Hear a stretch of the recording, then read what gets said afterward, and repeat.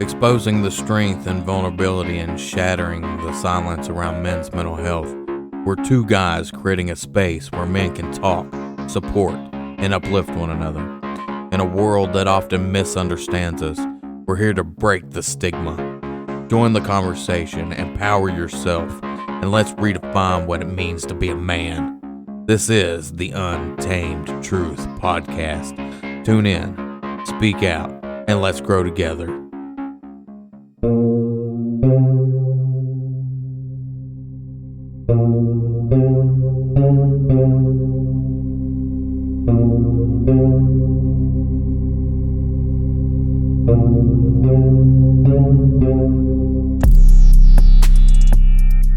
There is a time in a boy's life when the sweetness is pounded out of him, and the tenderness and the ability to show what he feels is gone.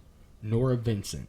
A journalist in 2006 made headlines for her bold experiment where she was living as a man for a year. She came out with a book, Self-Made Man, which revealed surprising insight into the challenges of masculinity. Today we're going to explore a little bit of that and how it's still relevant in 2025. Yeah, I mean, this book was written in prior to 2006. So she did the experiment, and the book was actually published in 2006. So I'd say she did the experiment within a year before that, maybe a couple years or something. But it's definitely a book that still holds a lot of weight for, the struggles of a man, even in today. I mean, it still holds a lot of weight. Well, today I think it holds even more because where everything's hitting the internet now, we're seeing more of it. The differences between a man and a woman. And this experiment really deep dives into it. Because she says men are suffering. They have different problems than women have, but they don't have it better. Yeah, I mean, there's always been comparisons male to female, and there's always, outside of just the physical differences between a man and a woman, there are so many other things that is completely different, seen through the eyes of a man versus seen through the eyes of a woman. And I'm not saying that one's worse or better than the other, but she actually did this experiment to find out what it was like. Something she said is that I suspected that if I put myself in a man's shoes, I might learn something about men and women that I didn't already know, and I did. Well, she definitely did, that's for sure. Yeah. Well, just like that, she was wanting to do this experiment to break the stereotypes about the genders and understand what it's like for men, because she didn't really understand it, because she's being a woman, you don't fully understand how a man sees things, because we see things differently. Yeah, absolutely. So give us a little bit of early life on her. Let's find out a little bit about Miss Vincent. Okay, so I was doing some reading, I read a little bit of her book, and she actually met another female, which she calls the drag king. So it was a female who was dressing up like a male and going out. Okay. And acting like a male. And I've heard of drag queens, but I've never heard of drag kings. That's a new one for me. Yeah, drag king. That's what she calls her in her book. And then so one day, because she talks about in her book how going out as a woman, how men look at the women and they say things to them. They're trying to come on to them and all this, right? Yeah, catcalling and just everything. All of that stuff's been happening since probably the beginning of time. But right. Most commonly we see like a female walking down the street, and guys, construction workers. You've seen all the commercials. Like I remember Pepsi commercials back in the day. It was construction workers up on a ledge, and then some supermodel walks by, and they're falling off the ledge, staring at her and stuff. So, whistling, hollering, catcalling. So yeah, I can see that 100%. So the drag king dared her to go out, dress as a man, and act like as a man, like live as a man. She dared her to live as a man. Yeah, to go out that night. Did she set like a time limit for her, or just said go do it? And she decided her own time limit. She was like, I'm daring you to go out tonight and try it out and let's do it. And one of the things that I found very interesting is how they made the beard, which really I was like, do what? You know what I'm saying? Yeah, you told me about them like cutting felt up or something. No, they cut an inch piece out of their hair somewhere where you wouldn't notice. Yeah. And then they take that and then they cut it and then they put it on their face with spirit gum. Yeah, spirit gum. I remember you calling it that and was like, what the hell is a spirit gum? Yeah, I didn't know what spirit gum was. Yeah. But it's good enough, like, if you're in, like, Like let's a say bar setting, Yeah, like low light, Yeah. state, or doing like the drag shows, like on stage. Like it's good enough for that. But if you were in the daylight, You would be able to tell. you'd be able to tell. Yeah. So that's where her first start. She starts out as that, but then she wants, because while they're out, she like sees the difference between her going out as a woman and her going out as a man, because as she was going by these men, and one thing that she's doing was paying attention to, because she wanted to see if people would look at her different. Yeah. Or treated her And see different. how they would act. Yeah. To see her dressed up like this. Well, did these people know that she was dressed up, or No, these are random people. random people at like a grocery store or something? Well, I mean, you're going up and down the strip, Yeah. or I guess you can call it strip, but I guess up and down the road. Yeah, because she's from New York. Like, that's where she worked. She worked for, was it New York Post she worked for, or one of those magazines? I don't remember. Yeah, I don't remember either. There's a couple different ones.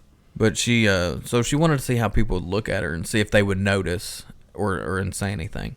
But she was noticing the difference that the males that she would come across, she talked about how the males don't really look each other in the eyes. And like when you do meet eyes, how you'll turn away. And like they wouldn't, they weren't saying any obscene things, anything to come on to her, It was pretty much, I see you, look away, you do your own thing. Yeah, is that so women like look each other deep in the eyes or something? Like, that's confusing to me, because I mean, when I first meet somebody, I'll look them in the eye and shake their hand, but like most commonly, I'm not like, I'm blind now, so it don't matter, but like, so even before, like, I never would like stare deeply into a man's eyes. That's just weird to me. Yeah, like you're not going to look, like when you look at another guy, like even if it's across the room, Yeah. you're not going to lock eyes and just stay there and look at them. Yeah, no. Like it's a natural reaction for us to kind of Like, look away. Yeah. Unless you're trying to challenge them.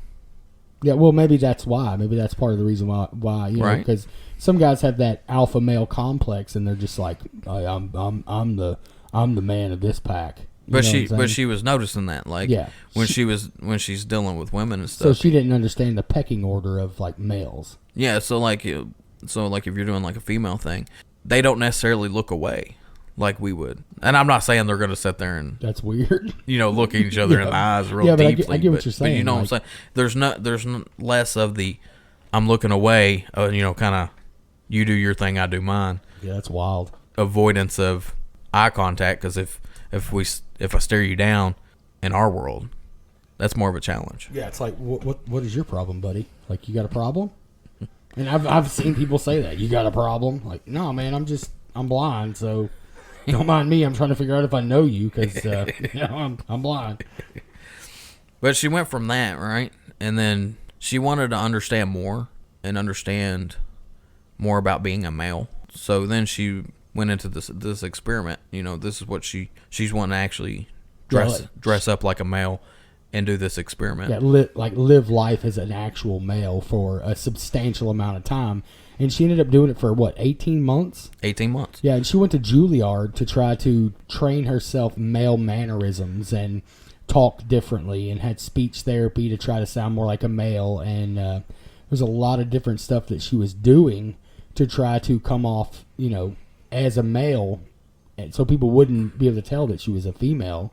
So she did a lot of training to get her to the point to where she decided she was going to fully develop herself into a male to do this for this book. Yeah, and they, because they also did, the clothes. They did actual facial hair, so that way it looked like actual facial hair instead of, just... So like a makeup artist did like legit facial hair on her. Yeah, and then because she was talked about on there, she says that she got done up hundreds of times to do this. Yeah, to try to find out what her look was going to be. No, like, she's talking about how she transformed into Ted.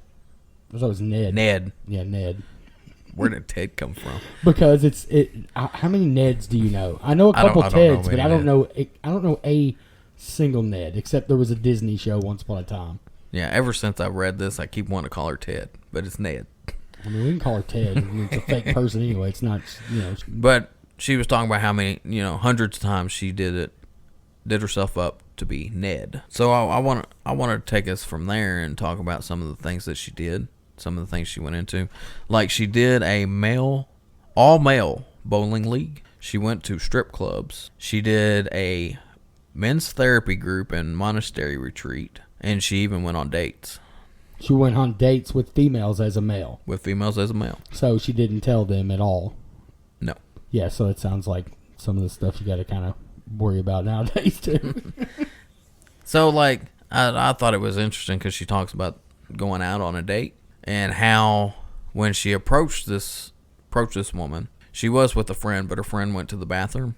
Yeah. And she talks about how quickly the woman was turning her down and trying to get Ned to go away, and pretty much wasn't even giving Ned a chance. And because she come into this thinking like, oh, I know exactly what a woman wants, and what she thought what a woman wants, nice guy, vulnerable, nice talking. And a lot of women don't want that, and she even says that most women don't want that. They want a, what do you call it, stoic man?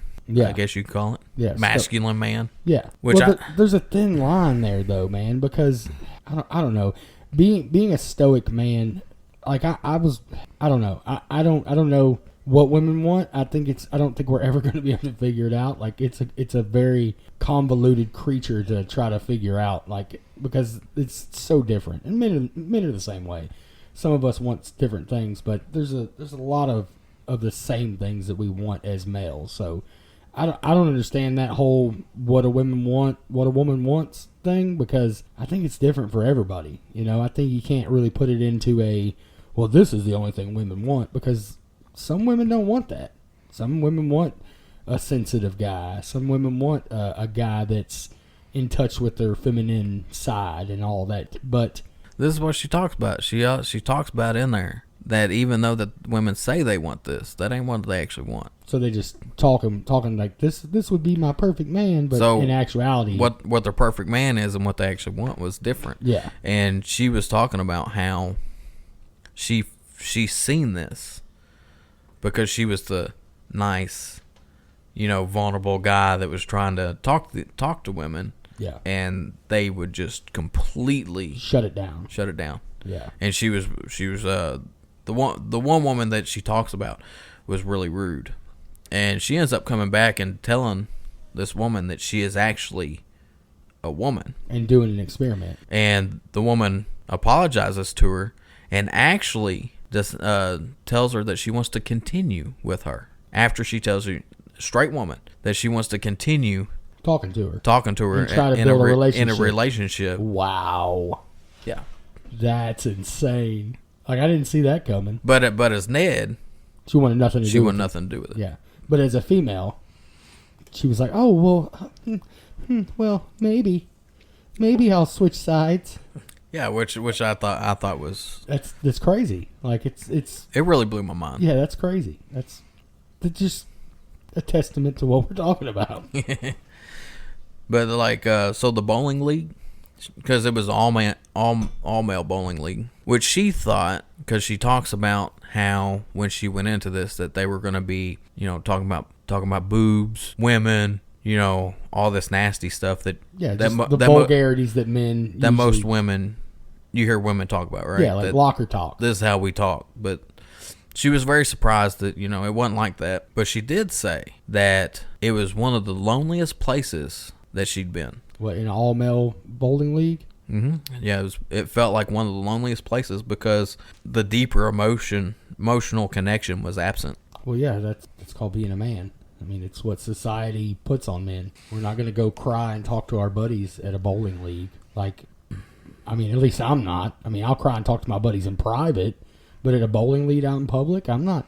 No, I'm gonna be railing my buddies and talking crap. Like, that's what we do. So, I mean, I get that part, but the fact that she just expected it to be just vulgarities and fart jokes and penis jokes, like that's what she was expecting, and she got something completely different. What was so different? What was it then? Like, what did they talk about? Does it say anything about what they talked about? Just normal everyday life. You talk work and they I'm pretty sure one of the guys had a wife that had cancer or something. And they talked about it, and like the deeper level wasn't there, like the surface level shit. Yeah, we talk about it. We kind of go off. Sometimes we'll make some jokes and then go on, and that's kind of how it was. Yeah. It was just normal guy talk. We wasn't going into like a deep emotional level. Like, oh my goodness, I'm so sorry for your wife. I mean, we don't do that. Not typically, no. Not especially not in public like that. Absolutely not. Even if it is our close friends, we're not bringing up stuff like that in public. No, not in public. No. So, but you did say that she went on a monastery trip, right? Like, so with a men's monastery trip. Yeah, it was a therapy group and monastery retreat. Okay. Yeah, so that's a place where they go and they actually talk about deeper feelings and like you actually problems and stuff. Yeah, like you that. come out with things you're thinking, and it's to deal with some of the emotions. Yeah, it's like a therapeutical trip and retreat, so you can go and express your problems that you're having with other guys, so that you can get help with it. And just talking about that stuff sometimes is enough help to literally turn you from doing something bad to yourself to I've got people I can talk to now. Right. And the thing about it is, like, while she was there, like, she's seen more of the guys coming out and talking about like some of the deep feelings that they had. Yeah. But it also wasn't like a deep emotional thing. Do you get what I'm saying? Yeah. What I'm trying to say. So they were talking about some of the stuff they feel like. So something that I read when we were talking about this and we were doing some research is something I read about that instance is that she said that they talked about some of their violent thoughts, like things they'd never acted on, but things that, came up, like something about an abuse situation where sometimes they wanted to hit their wife or wanted to be abusive to their wife or something, but never would. Like, what was that all about? Yeah, so because they were encouraged to enact some of the deeper, darker feelings they had. Like pulling out the real bad stuff. Get it out. Yeah. Get it out in the open. Because then you won't act on it. If you talk about it, you don't typically act on it. It's kind of like getting stuff off your chest. You just got to get it off your chest. Yeah, so you're not dealing with it anymore. And for me, like, in my opinion, that helps a lot because, like, there's a lot of stuff, like, even if no one's around, like, if I'm not even talking to somebody, I like to get stuff off my chest. Like, I may seem like I'm crazy sometimes, but I'll talk to myself. Just get stuff off my chest, like stuff that's bothering me. Yeah. And a lot of times I do like journaling or writing and stuff. Just put it down, put it on paper, just to get it out. Yeah. But it makes you feel better. Yeah, absolutely, 100%. Like, you probably read it and be like, "Oh my gosh," some of the things that I might write, but I would never act on it. Yeah, I mean, I'm same way. I got in trouble for writing some stuff whenever I was in high school, because when I was in high school, I was going through some stuff, with depression, and I was also 500 pounds and out of shape and didn't eat right and didn't have a good family life because my parents worked all the time, which, welcome to the American dream. But, so I get that, yeah. I mean, I wrote a lot of wild stuff. I mean, I wrote my own, the thing I once said at my funeral. I have a copy of it on my phone, so that like when I die, I hope somebody finds it and reads it at my funeral because it'll be great. See, I think men need that, just an out. Yeah, get stuff out. Like, I don't know. For me, I don't really need that emotional level to do. To get things off my chest. It depends on what it is, though. It depends on what it is for me. Not to get into this because we're trying to be on a topic of something else, but. For me, my lacking in myself, like that I feel like I lack in myself, is I don't, and I probably never will feel like I'm a great father. You know what I'm saying? Mm-hmm. I try really hard to be a good dad, but I'm always falling short of what I expect myself to be. Do you get what I'm saying? Yeah, but... So stuff like that, I need somebody, and I have somebody, thank God. I need somebody to reiterate the fact that, look, you're doing great. You're doing okay. You're not, nobody knows exactly how to do all this. So that, for me, on that level, and this is another one of those things where I'm, got a family, you're a single man. Right. So maybe later on, when you have kids and you have a wife and all this stuff, maybe that'll be something that on a deeper level you'll need to talk to somebody about or write more about. You know what I'm saying? Yeah. Well, like in the male perspective, like I don't know. I think we need the female perspective because The tenderness. they're more emotional. Nurturing. Yeah. We're not as emotional. Well, I don't know, man. I mean, it depends on that depends on the person. And it depends on what you're going through in your life. For me, anyway. Now, most people, maybe not, but it's all situational, I think. Well, typically we don't show as much emotion as a woman. Oh, absolutely not. So, like to have that emotional sounding board, which I use, which I'm a little bit different. I use my friends, like my really close friends. Yeah, and that's what friends are supposed to be for. I've only got like a couple that I would actually talk to about this stuff. Yeah, and that's probably better than having 20, to be honest with you. But I would rather talk to them than I would a woman. And I don't know if it's where, for one, I don't want to be seen weak. I don't want a woman to see me as weak. Because in my experience, anytime I've showed any weakness in any relationship, they're gone. Yeah, well, I'm going to encourage you to hold out for the right woman that you can be weak with. Because a weak woman will take a man's weakness and use it against him.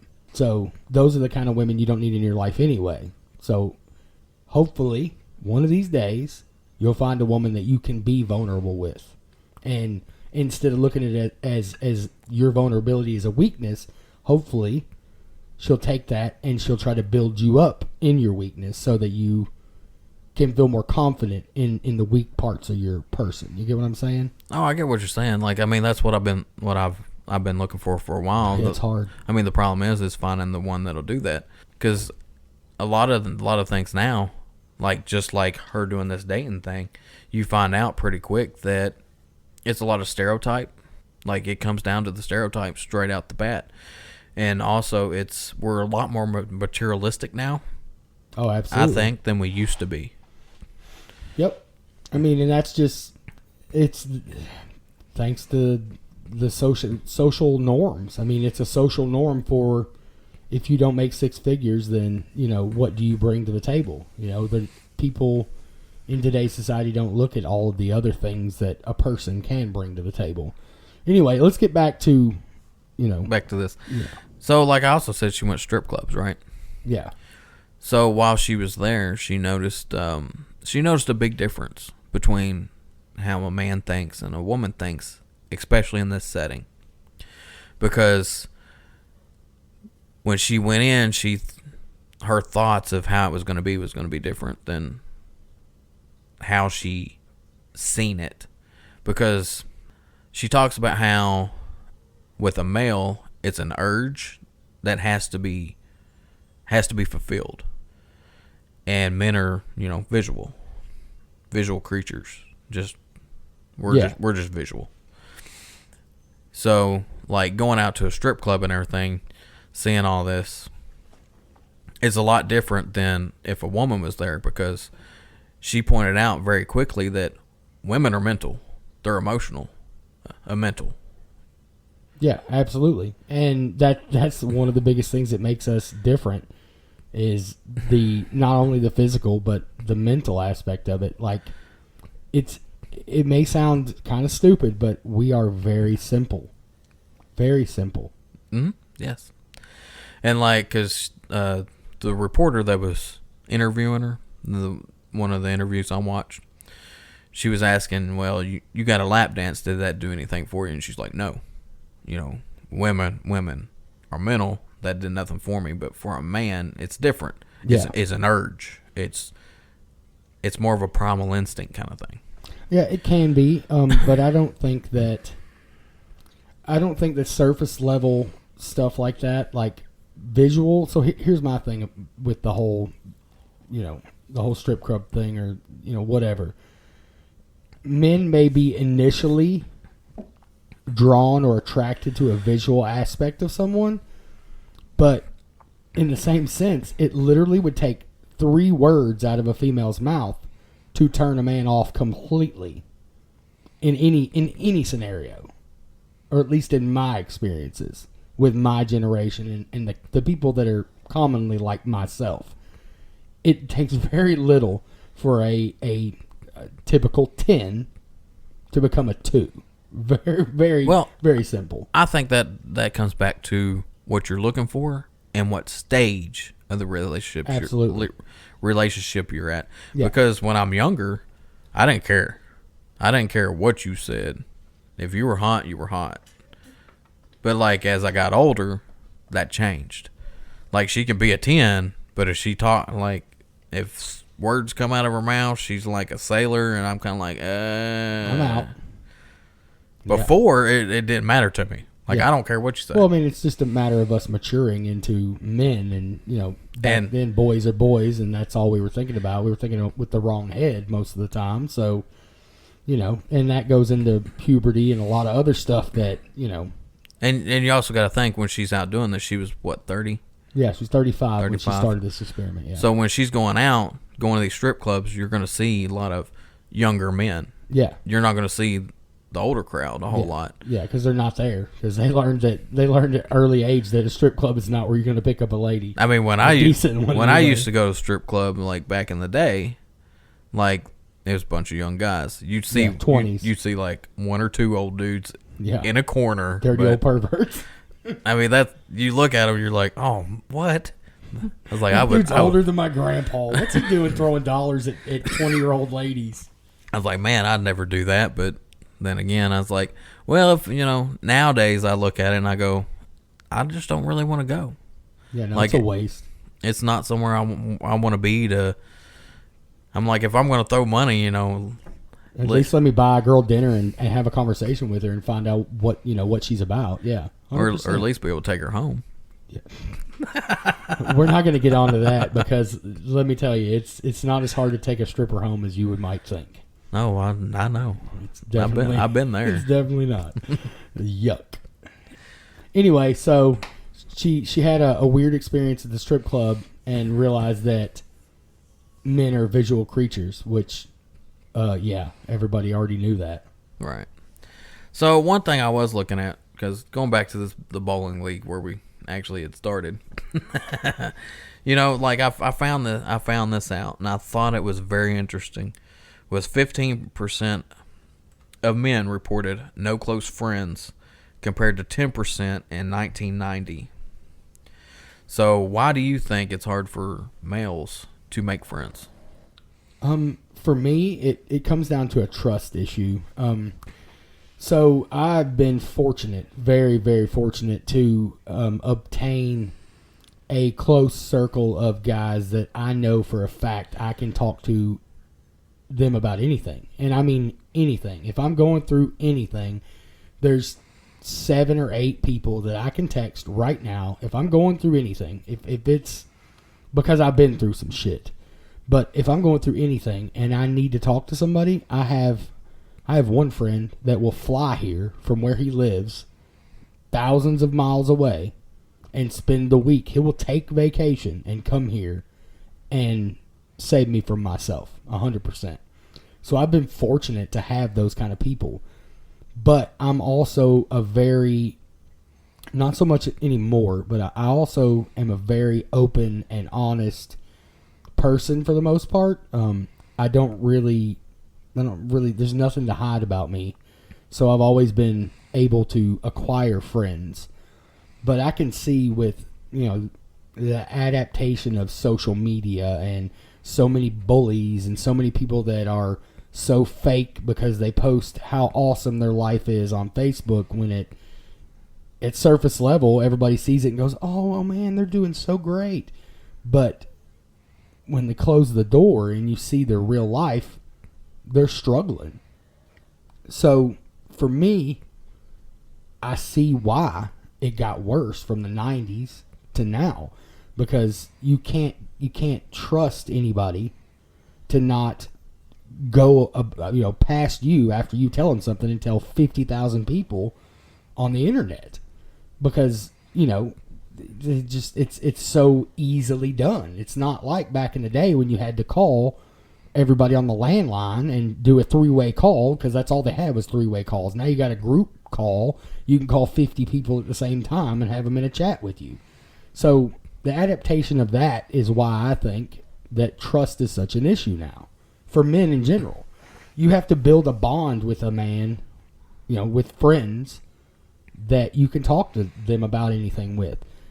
With females, like I'm not going 100%. I'm not going, and I'm basically married. I'm not going to another female to have a conversation about something that's going on in my life, because I don't want a female to view that as me trying to become intimate with them. And intimacy is there's a lot of different steps around intimacy. Sharing my personal life with people and females in general is not something outside that I'm going to do outside of my relationship, because to me that's a slap in the face to my woman, and I'm going to respect my woman throughout any conversation with anybody. You know what I'm saying? So for me, it's just a trust thing. Trust? I could see how trust does. What? So for me, when I was younger, like I used to be like a really nerdy little kid, and it was really hard to make friends because you're all by yourself doing the nerdy little things. So it was hard to make friends then. But as I got older, I started getting into the no fear stuff. Like you don't show, not showing fear. Yeah. Like I used to have like a little shirt that said "No Fear," and like I love that shirt. I think we all had that. That was one of my favorite ones. And, like you just like for me, it was I developed that in my mind. No fear on things that I do, and then as you're coming up, one of the big things that came out was be the lone wolf. Yeah. You hear about that? Yeah, that doesn't work. Like you can't be a lone wolf. Like you're gonna literally ostracize yourself. If thinking that way, you'll ostracize yourself and not even give yourself a chance to have close friends. Yeah, but think about it. So the way that it comes out is you be the lone wolf. You're supposed to be strong, independent. You do it on your own. You take care of it. But if you actually think about it, like if you think about what the lone wolf actually is, the lone wolf is actually the weak out of the pack that was kicked out of the group, and they have to be on their own. You see what I'm saying? So like, the more I thought about it, like as I've grown up, I'm like, I don't want to be the lone wolf. The lone wolf is the weak one that was kicked out of the pack. Yeah, in a lot of circumstances, absolutely, and that's the thing. Like, being a lone wolf just means you're lonely. Like I don't know anybody that wants to just be lonely. Like I don't want to be lonely ever. Like I'm a people-y person, a lot less now than what I used to be. But I never. A lot of that has to do with like ego. A lot of people are so egotistical. Like I don't understand it. Like they have this complex of I'm better than everyone, and it's like, no, dude, nobody's any better than anybody. Well, some people have that, but like the whole thing behind the lone wolf is to be strong, is how it's supposed to come out. Which like I said, if you break it down and actually think about it, it's totally backwards. See, now as I've grown up, I was looking at it and I was like, well, if I'm going to be anything, I want to be a lion. Yeah. Because you think about lone wolf versus a lion. A lion is the leader of his entire pride. And a lion has all of these working members in his tribe. Yeah, AKA pride. He's just the master of them all. He protects his pride, takes care of his pride, and as in lions, the females, the lioness, actually do the hunting and everything. Yeah. He is to protect all of that. Absolutely.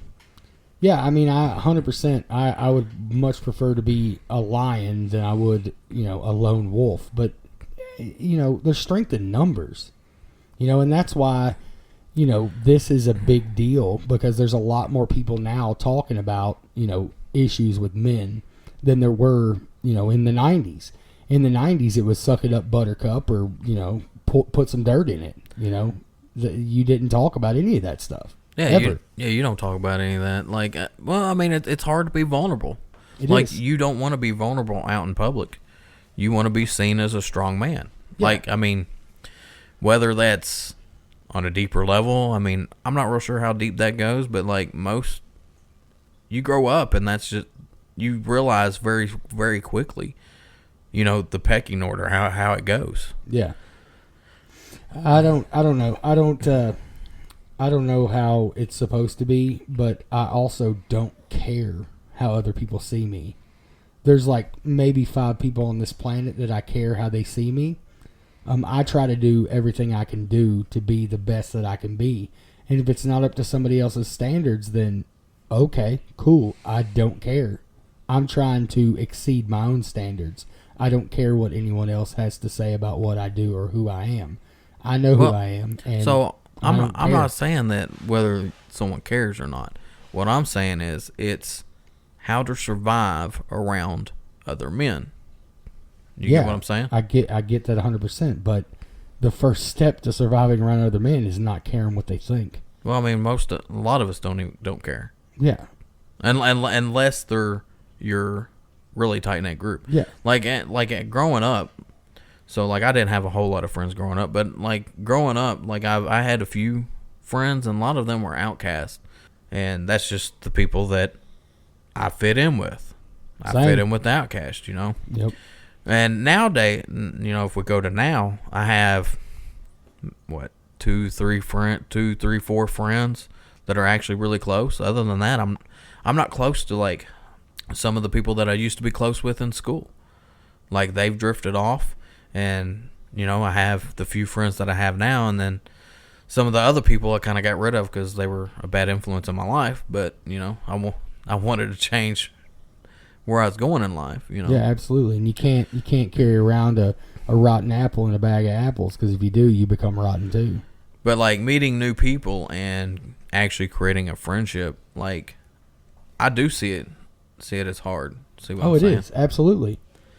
Because for one, the way everything's on social media anymore, it really changes how people interact.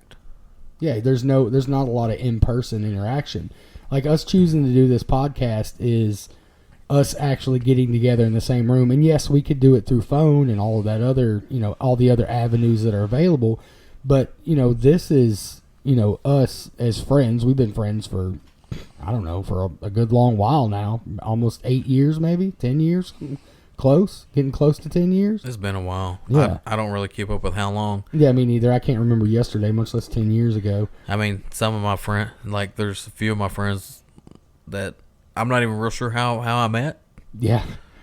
And someone will say something, do you remember how we met? And I was like, No, not at all. I think, like, we've been, like, I've known you for so long, like, some of the old, like, some of the times back then, I'm like, I might not exactly remember. But I remember that we become really close friends, and, you know, I know what I need to know about you. Yeah. But back to Norah and her experiences. I agree with, you know, the fact that it is hard to, especially nowadays. There's even songs like "No New Friends." I mean, I don't have a lot of new friends because I haven't built a rapport with a lot of people, especially since COVID. I've met people on video games and stuff that I talk to or whatever, and I met people through work and stuff like that. But outside of my normal day-to-day stuff that I have to do, I don't meet new people. And yes, I'll talk to people in grocery stores and stuff, but that's all surface level shit. It's not anything, you know, I'm not going to tell them about my life story. Sometimes I do, but, you know, just because I'm a weirdo. What I think people really need to do is, instead of, you know, just trying to go out and just be like, hey, I want to meet some friends, find something that you like to do. Do it with other people that like to do it. Absolutely. And if you want male friends, go out and do male things. Yeah. Like, you can do video gaming. Like, I know that's a recluse kind of area. But you can meet some really cool people. But you can meet some really cool people doing that. Yeah. And you can actually meet people all over the place. But if you're going to do that, like, talk to them in chats. Like, don't just do like just the game stuff. Like, talk to them in chats. They got Discord, they got forums, they got all kinds of stuff where you can explore other avenues. Yeah. To talk to people to actually build a better friendship. I've actually done that recently with the video game we started playing. Mm-hmm. I got on. I've never been a Reddit person. Don't really know much about Reddit, but there's a couple different like video game shows like YouTubes that I pay attention to, and I've got on a couple of those like Reddit pages, Reddit groups, and I've met some pretty cool people. I don't know them, but I've only been on there like 10 days, but yeah. Still pretty cool to, associate with some people that are into the same things that I'm into. So I absolutely agree that that's a good avenue to take to meet new people. Yeah, like I just use the video games because like video games, it's really secluded. Because I mean, you're sitting in front of a console or a computer, yeah, just to play. And some people find that enjoyable. Well, you can still make friends doing that. Absolutely. I mean, that's how we became friends. Yeah, we became friends that way, and then we went, in and out, we actually started meeting in person. Yeah. But I think the person reaction, like, if you can meet someone face to face, you can tell a whole lot about them too. Like you can tell. I don't know about you, but I can tell when somebody's a decent person just based on meeting them. You know what I'm saying? Like I can tell. Yeah. I don't know what it's called. Reading them. Yeah, I you read the person. I discern their whether they're a piece of crap or not. Now, I have been fooled a few times, don't get me wrong. I have befriended some real crappy people before, but, I like to give everybody a chance until I find out otherwise. Right. And, like, joining local groups, with the COVID stuff, like, it was hard to meet people. Because you couldn't go anywhere without being ostracized. You were like, oh, you're going to pass it to everybody. It's like, dude, yeah, I got to get out of this house. So everybody, everybody's kind of withdrawn right now, but I'm like, do meetup. There's the website meetups. I don't even know what that is. You never did that? Never heard of it. They got like groups and stuff like that'll be local, like that you can join in, and you can actually meet up with these people and to build relationships with. Yeah. So talking about mental health stuff, so Norah got through with this. She did 18 months as a man. Strictly as a man. She lived as a man. She worked as a man. She did everything as a male, and she learned a lot about what it's like to live in a day. Live a life as a man, and she was already. I don't know about prior to this, but she'd always battled with depression like throughout her entire life. But I got another quote. This is something she said that, this was after she did this experiment and was on to writing another book, getting ready to write another book. But she said, my brain was never quite the same after I zapped it with the first course of SSRIs. So I don't know if anybody knows anything about SSRIs, but to name a few, there's Prozac, Lexapro, Zoloft, and Paxil. So it's an antidepressant, basically, right? Right. So she was always chronically depressed, right? Always depressed. And I think that there's a lot of men out there that are also always chronically depressed. And it's a hard thing to go through without any kind of support. So having those close friends and finding ways to build, new friendships and find people that you can talk about deep shit with is a big deal for a lot of people that are struggling with depression and self-worth and all of the stuff. But so due to her experience as a man during the making of the Self-Made Man book, she had a depressive breakdown and she admitted herself into a locked psychiatric facility, stating it was the high price she paid for the burden of deception of a separate identity and trying to hold two gender identities in her mind. Yeah, so one thing she said that kind of really, really puts that into perspective was, I felt like I was suffocating. The expectation to man up was crushing, even as an outsider. So, like, this whole time she's, battling in her head what's going on around her. the difference between men and women, and how tough it actually was to be a man. Yeah. Like even at the monastery retreat thing that she was at, like there were a couple guys that actually had talked to her because she was saying, that this something was cute, or she was talking about how good the guy dressed, and men don't talk like that usually to each other. Not typically. That's another one of those things that maybe your close friends be like, "Damn, dude, you looking fly today," but like you're not gonna go, "Oh my god, Pint, you look so cute today." No, it ain't. Yeah, so they thought she was a gay male. Yeah. At the end of the experiment, she comes out and she actually goes back to all these people to tell them that she was doing the experiment. That she's actually a female. Yeah.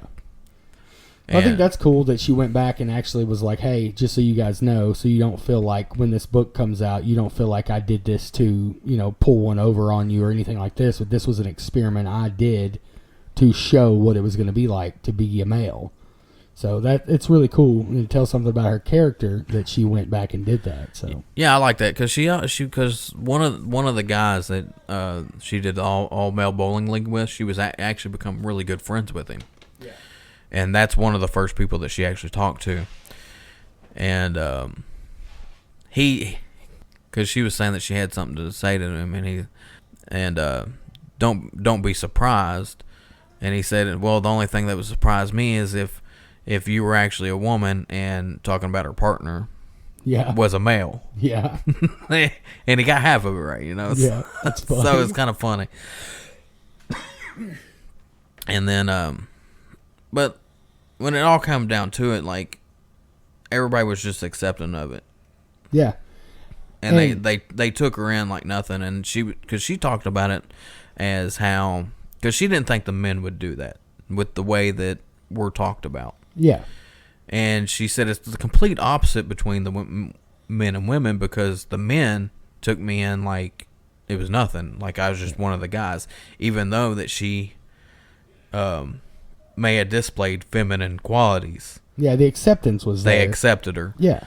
And she's like, it's not the same with women. It's completely different. And that's an aspect that I don't understand. Like, I don't get why it's so hard for females to have female friends. Like, I've known throughout my life that females do not get along with females. Like, it's a rarity to see a group of females that actually get along and don't, like, when the other one leaves, are like, oh my goodness, did you see what Sarah was wearing? Oh, that both shoes did not match that shirt at all. Like, that's the kind of petty shit. Yeah, but so that matters to women. We don't even see that. And to men, it don't. It don't matter at all. I have no idea about... Now, I will say this. If I see, like, one of my homies got a new pair of shoes, and it's a pair of shoes, because I'm a shoe person. I love shoes. I will be like, oh, dude, those are dope, And the color purple, like dark purple, that's my thing. So if somebody has something that's purple, like they wear purple shoes, I'm like, dude, I need them purple shoes. Those are dope.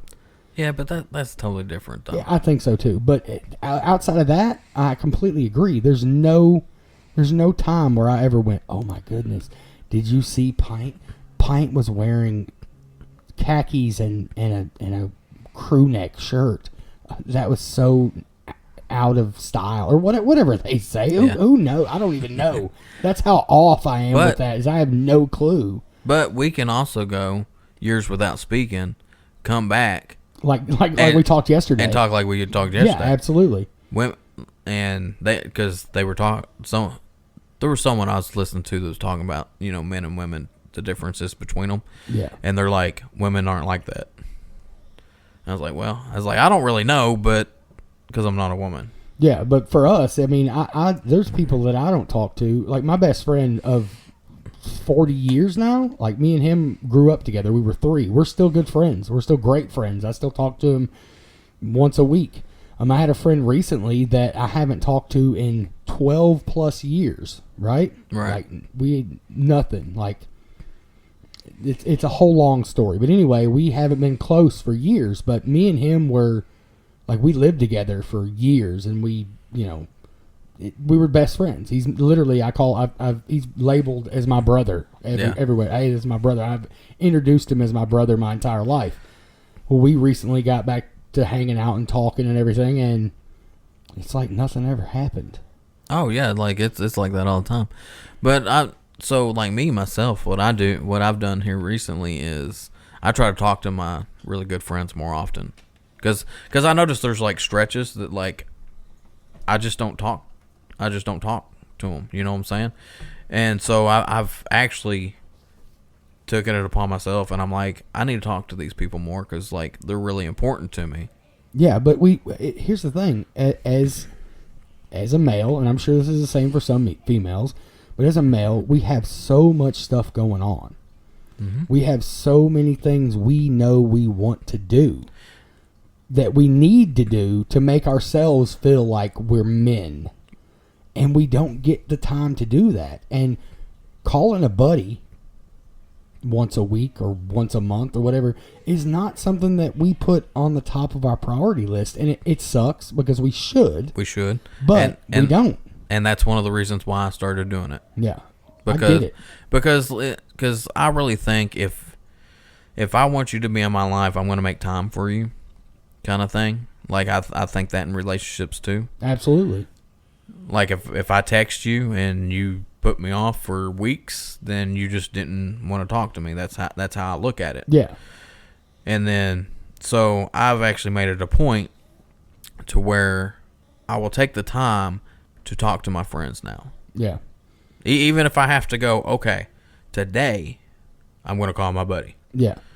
Who whichever one I decided to talk to. I got so horrible about this with my family. Like, people in my family that I was close to. I still don't call them as much as I should, but I do call them occasionally. But after my dad died, dude, I literally just zoned out. There are 3 or 4 years that I don't really even remember a whole lot from. Like, I know I worked, and I came home and I slept, and then I got back up and I went to work. And then I'd go to my shop and I'd work. And I was literally trying to busy myself out of depression. Yeah. And that does not work. Doesn't. And then substances on top of that. I started drinking a lot. I started smoking weed again. I started doing stuff that I hadn't done since I was a teenager, dude. I was doing everything backwards. And finally, when it came full circle and I got myself out of that funk, and I contribute, I say I got myself. I had a slew of humans in my life that helped me to get out of that deep depression.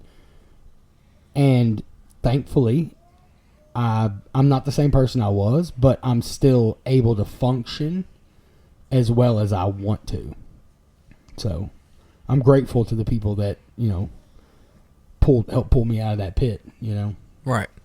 Yeah, like that. Like I said, that's why I started setting the stand. It's pretty much setting a standard for myself. Like, hey, you need to talk to these people. You want them in your life.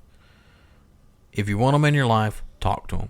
Call them, text them, whatever it is, And instead of letting everybody just sit on the back burner, even though that, they're really important to me, I need to show that they're important to me. Yeah, you'll make time. If it's that important to you, you'll make the time, and you'll take the time to make them important and show them that you want them in your life. So the moral of the story basically is that she spent 18 months as a man. Her depression worsened. She became, so depressed that she locked herself in a psychiatric facility. After she came out of the facility, she flew to Switzerland, and on July 6, 2022, at age 53, she was assisted in suicide and passed away. Her death was not reported until August of 2022. So it took that long for the media to find out that she had went to Switzerland and found a doctor or whoever, or however that works, to assist her in her own death. So I really think her story sheds a light on the hidden struggles of men, the loneliness, the pressure, emotional suppression, and Her journey reminds us that these challenges are real and deserve attention. Absolutely.